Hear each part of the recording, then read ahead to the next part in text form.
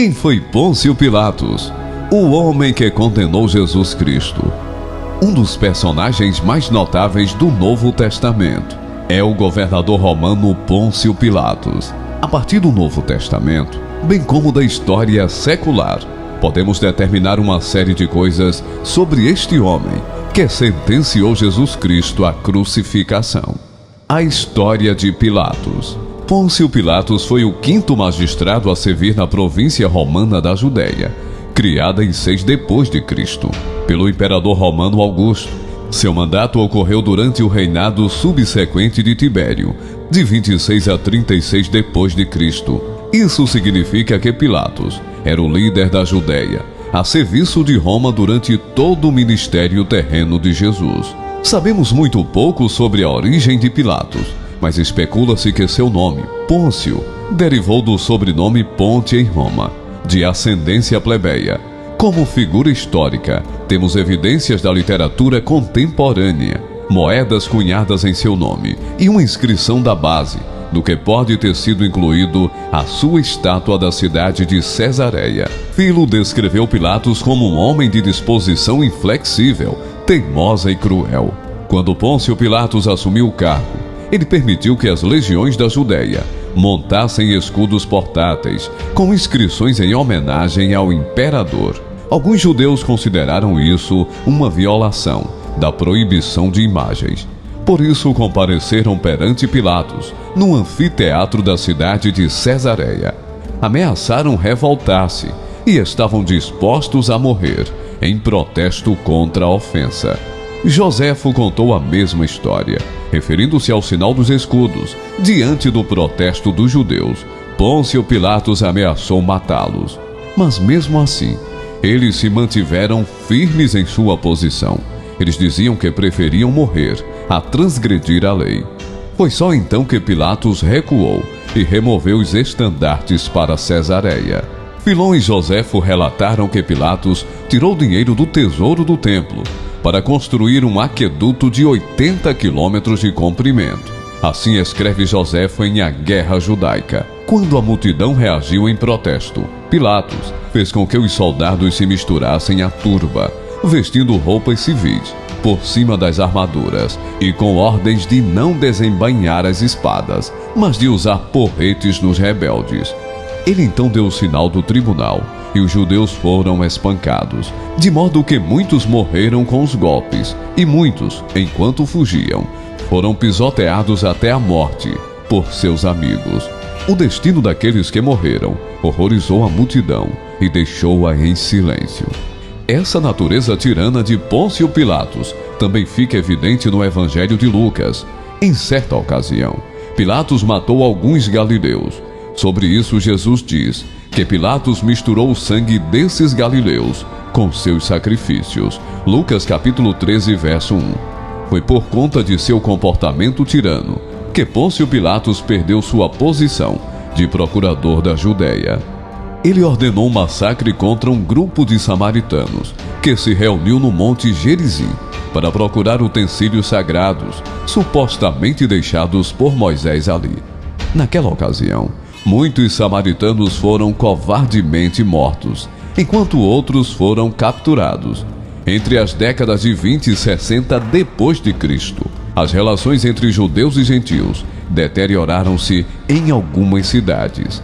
Uma série de magistrados corruptos contribuíram para a eventual grande revolta judaica de 66 depois de Cristo contra Roma, liderada por um grupo conhecido como Zelotes. Jesus Cristo diante de Pilatos.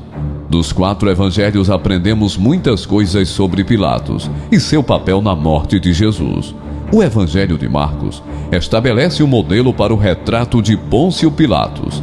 Marcos construiu sua história afirmando que os judeus buscaram a morte de Jesus desde o início do ministério e realizaram um falso julgamento contra ele. Ele apresentou um retrato de Pilatos como um magistrado de vontade fraca, que foi pressionado pelos judeus a condená-lo, embora Pilatos não conseguisse encontrar nada de errado com ele. Fazer com que um magistrado romano declarasse Jesus inocente em relação à punição por traição implicava que os seguidores de Jesus também eram inocentes de qualquer traição contra Roma. Depois que Jesus foi condenado pelo Sinédrio, o órgão governante dos oficiais judeus na cidade, Jesus foi entregue a Pilatos. A partir daqui, podemos fazer as seguintes observações. Jesus não fez nenhuma defesa diante de Pilatos. A Bíblia diz que Pilatos ficou maravilhado por Jesus não ter tentado se defender. Lemos o seguinte no Evangelho de Mateus. Disse-lhe então Pilatos: não ouves quanto testificam contra ti? E nenhuma palavra lhe respondeu. De sorte que o governador estava muito maravilhado. Pilatos estava acostumado a ver prisioneiros protestarem por sua inocência. Jesus, um homem inocente, não disse nada. Pilatos admitiu que Jesus era inocente. Pilatos disse à grande multidão reunida que Jesus era inocente de qualquer crime. Lemos sobre isso no Evangelho de João. Então você é rei, disse Pilatos. Jesus respondeu: tu dizes que sou rei. De fato, por esta razão nasci, e para isto vim ao mundo, para testemunhar da verdade. Todos os que são da verdade me ouvem. Que é a verdade? Perguntou Pilatos. Ele disse isso e saiu novamente para onde estavam os judeus, e disse: não acho nele motivo algum de acusação.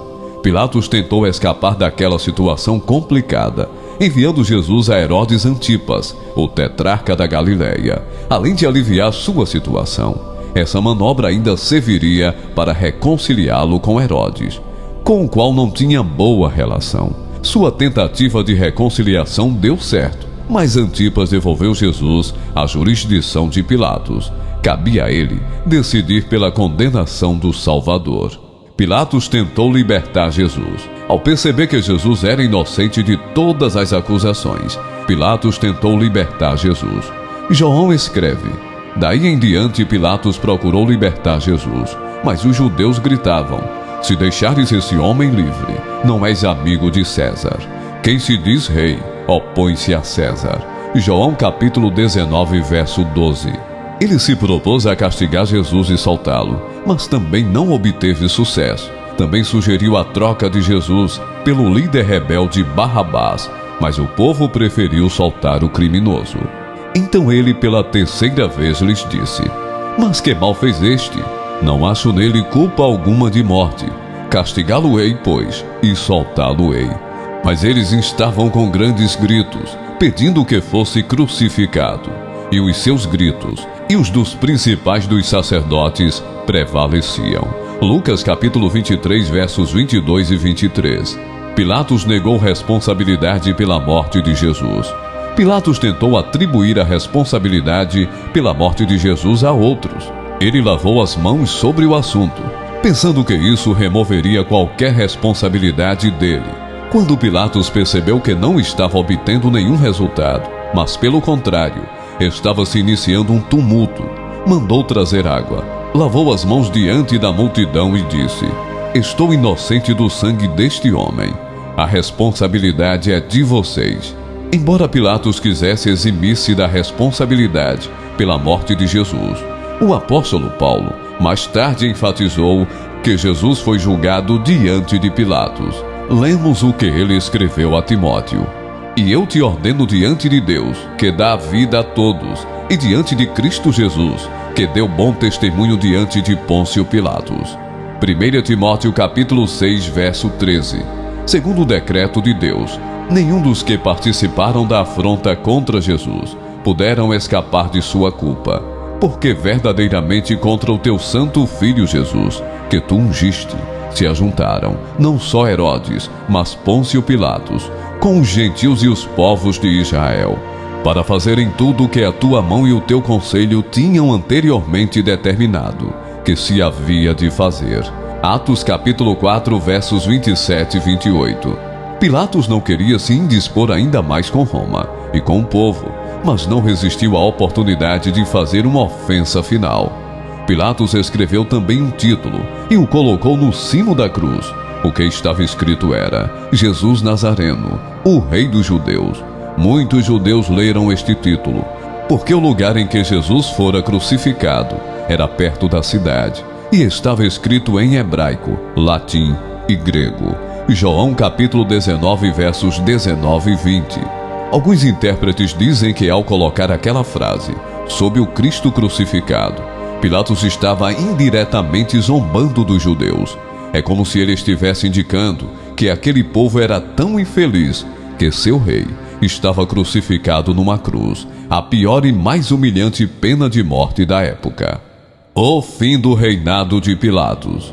O reinado de Pilatos na Judéia terminou quando ele reprimiu violentamente um grupo de samaritanos que se reuniram no Monte Gerizim, no norte de Israel, presumindo que fossem rebeldes.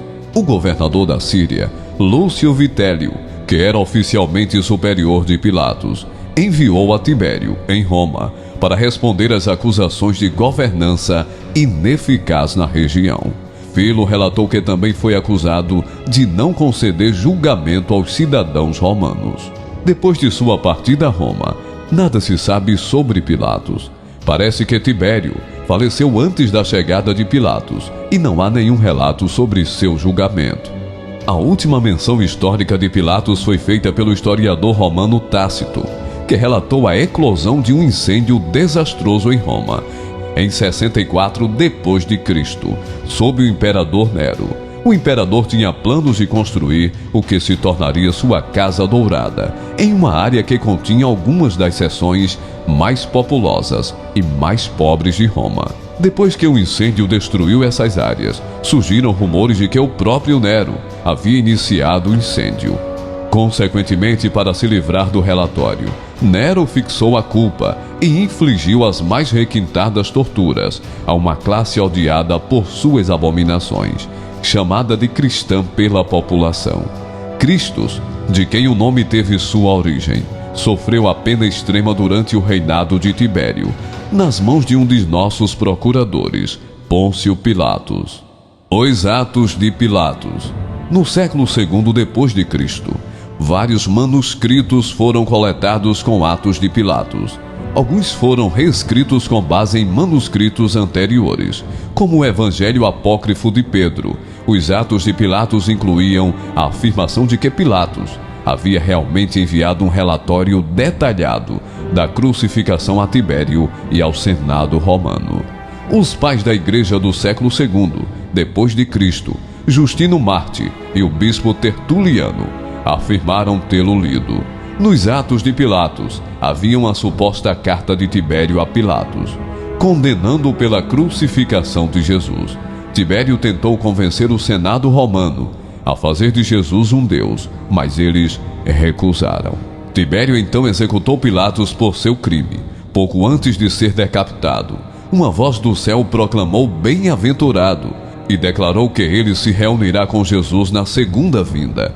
As comunidades cristãs orientais foram geralmente mais positivas, alegando que tanto Pilatos quanto sua esposa se tornaram cristãos e, em algumas versões, morreram como mártires. Os textos ocidentais mantiveram um papel mais vilão, alegando que Pilatos cometeu suicídio porque percebeu tarde demais que Jesus era o Filho de Deus. Uma tradição grega indica que Pilatos foi obrigado a cometer suicídio durante o reinado de Calígula.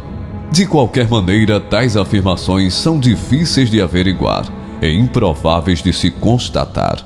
As melhores fontes sobre a biografia de Pôncio Pilatos apontam para um fim melancólico do deposto procurador da Judéia. O legado de Pilatos. Em suma, Pôncio Pilatos é uma figura histórica, lembrada apenas por uma coisa: ele foi o governador romano que enviou Jesus Cristo, um homem que ele declarou inocente, para a morte na cruz. Foi ele quem fez uma das perguntas mais importantes a Jesus: o que é a verdade? Ironicamente, o homem encarregado de determinar a verdade, nessa condição, descartou levianamente a relevância daquele que é a verdade encarnada, o próprio Cristo. De forma similar, somente aqueles que são corretamente relacionados com Deus podem compreender o testemunho que Jesus fornece da verdade. Todos os que são da verdade ouvem a Jesus.